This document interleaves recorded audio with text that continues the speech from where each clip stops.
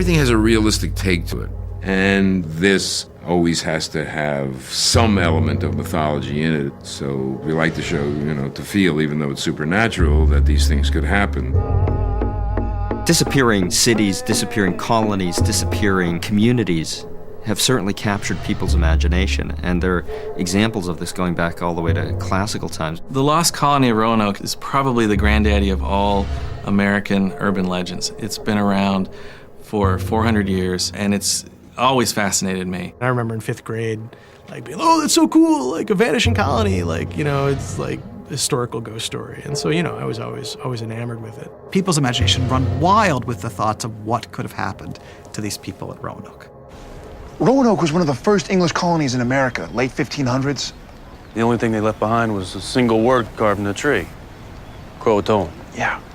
And there were theories, Indian raid, disease, but nobody knows what really happened. They were all just gone and wiped out overnight.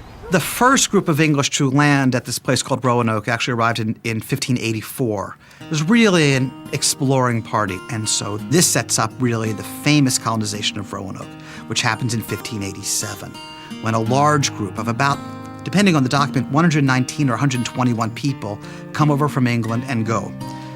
Among them is this man, John White, who'd been there in 1585, who is now coming back, and he's going to be the governor of the colony. And they're going to create a city of Raleigh, on Roanoke, and this is going to be a fort, basically, and they're going to live there, and they're going to stay there. And as the summer comes to its end, it's fairly clear that these colonists understand that they need more supplies from England. And so he leaves in 1587 with the idea that he will be back the next year. Well, here's where history intervenes.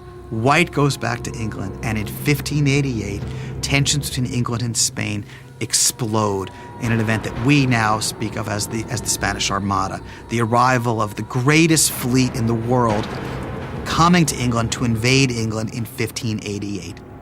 Meanwhile, we can just imagine poor John White is in England knowing he's not going to be able to get a ship over there in 1588 because everybody's busy, so he makes it back in 1590. And when the English come back to resupply Roanoke in 1590, they go to the city of Raleigh, they go to this little post, and there's no one there. There's no one. Not anywhere. They've all just vanished. It was a thriving colony one moment, the next moment, everybody's gone. The only thing that they leave is a rather cryptic inscription on a tree that says Croatoan. But of course, nobody knows really when that inscription was made. That could have been made much earlier on. There's nothing that necessarily suggests that the last person leaving the colony inscribed that on the tree. But of course, narratives can make use of these little clues and put them together in such a way that you can make a convincing story, or at least a believable story.